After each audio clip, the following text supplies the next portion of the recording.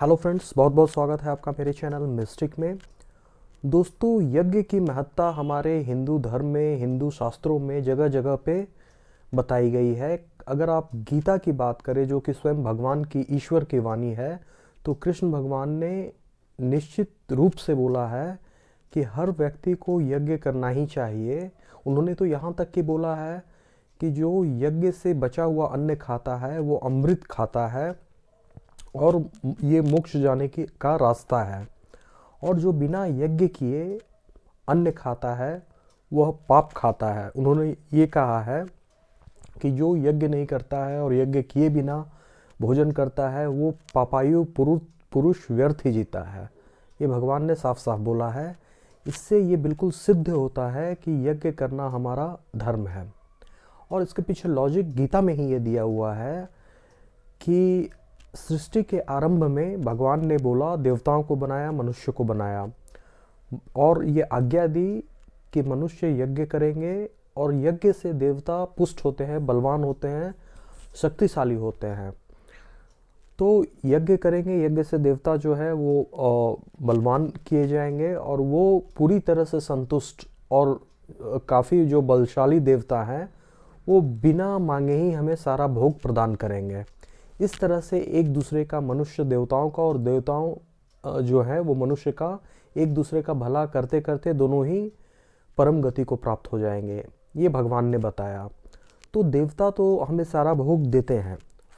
अगर आप देखिएगा, सूर्य देव जो है वो हमें प्रकाश देते हैं। अगर सूर्य देव प्रकाश ना दें तो एग्जिस्टेंस हमारा सेकंड्स में, मिनटों में भी नहीं, सेकंड्स में ख़त्म हो जाएगा। और लाइकवाइज चांदनी, रात में चंद्रदेव चांदनी में हाँ देते हैं हमें, और चांदनी से ही जितनी वनस्पतियां हैं वो पुष्ट होती हैं। तो जो भी हमारा आयुर्वेद में विकास हुआ है या और भी नए नए जो प्लांटेशंस हमें मिल रहे हैं, वनस्पति मिल रहे हैं, वो सब चंद्रदेव की कृपा है। और भी ये सब, ये कुछ जितने जो भोग है ये आपको दिख रहे हैं। जो भी हमारा जो जीवन है वो सूर्य और चंद्रमा पे कितना डिपेंडेंट है वो मैंने बताया आपको। और ये सब विजिबल है, जो कि नेकेड आई से आप देख सकते हैं, लेकिन इसके बाद भी बहुत इनविजिबल वो सहायता हमें मिलती रहती है। वायुदेव हैं, पूरे ब्रह्मांड में वायु का फ्लो कितना होगा उसको रेगुलेट करना, ये वायुदेव का काम है। लाइकवाइज वरुण देव हो गए, जो पानी है कहाँ पे क्या होना चाहिए, समुद्र जो है अपने तटों की मर्यादा का उल्लंघन ना करे, वगैरह काफ़ी सारी चीज़ें जो हैं देवता मैनेज करते हैं, उनके वश में हैं। और चूंकि ये सारी चीज़ें वेल मैनेज्ड हैं तो हमारा जीवन संभव है। इतना बड़ा बड़ा फॉरेस्ट है, उसमें लाखों करोड़ जीव है, जंतु हैं, वो सारे के सारे का एग्जिस्टेंस सिर्फ इसलिए है क्योंकि देवता अपना काम प्रॉपरली कर रहे हैं निष्काम भाव से। और उन जीवों का एग्जिस्टेंस है तो हमारा एग्जिस्टेंस है। सारा चीज़ वेल सिस्टमैटिक रन कर रहा है तो हम जिंदा हैं।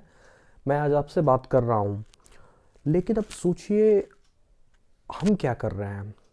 वो तो अपना काम कर रहे हैं, हमें क्या कर, उनको पुष्ट करने के लिए, क्योंकि देवता को हम खाना पीना ये सब नहीं दे सकते हैं, या उनके पास ऑलरेडी सब कुछ है, दे ऑलरेडी हैव एवरीथिंग। तो उनको वो शक्तिशाली होते हैं यज्ञ के द्वारा। ये वेदों में भी मेंशन है, शास्त्रों में है, उपनिषद में है, हर जगह आपको मिल जाएगा। देवता को अगर आप स्ट्रेंथन करना चाहते हैं तो आपको यज्ञ करना पड़ेगा। तो देवता अपना काम कर रहे हैं, और अगर हम यज्ञ नहीं करते हैं और उनके सारे भोगों को भोग रहे हैं, अब सोचिए ये कितना कृतज्ञ वाला बात हो गया। ये कृतज्ञहीनता की चरम सीमा है। ये सारी बातें जो है इस बात की तरफ इशारा करती है कि यज्ञ हमारे जीवन में कितना अनिवार्य है। देखिए, रावण ने क्या किया था।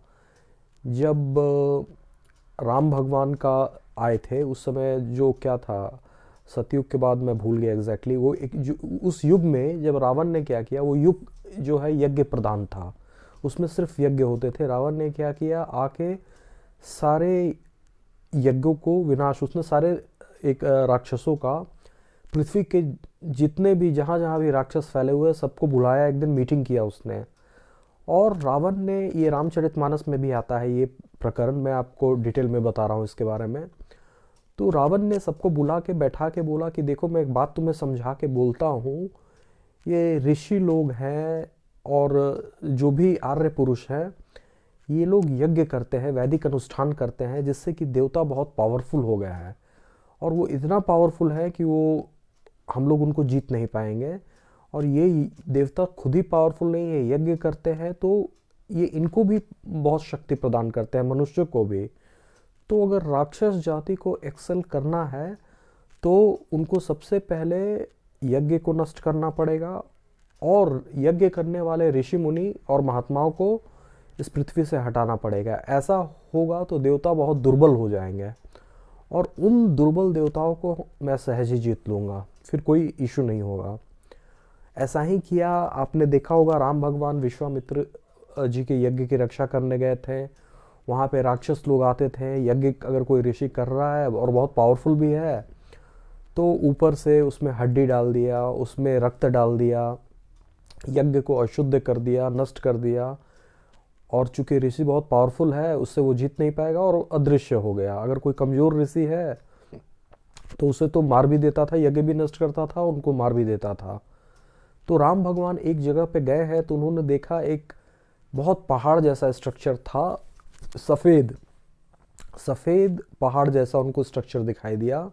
उन्होंने पूछा कि ये क्या है, ऐसा तो पहाड़ होता नहीं है, काले रंग का होता है।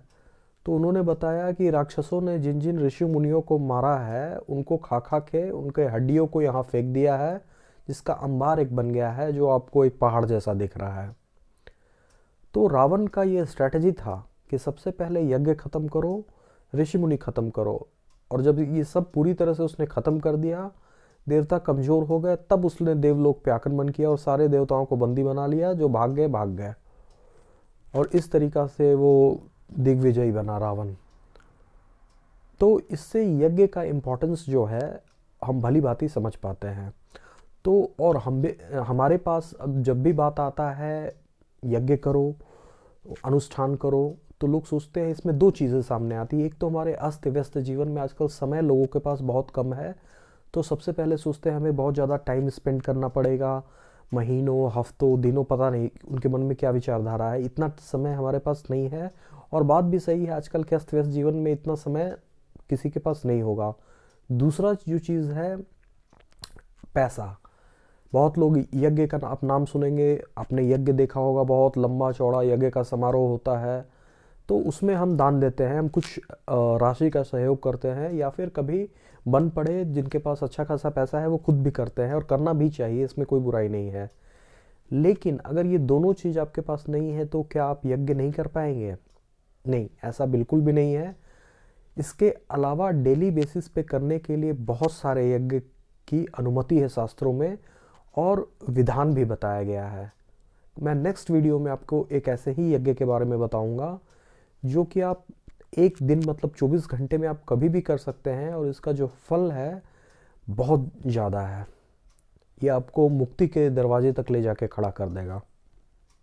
तो कल मैं फिर एक बहुत ही रोचक वीडियो के साथ आपके साथ आता हूँ मित्रों। तब तक के लिए बहुत बहुत धन्यवाद।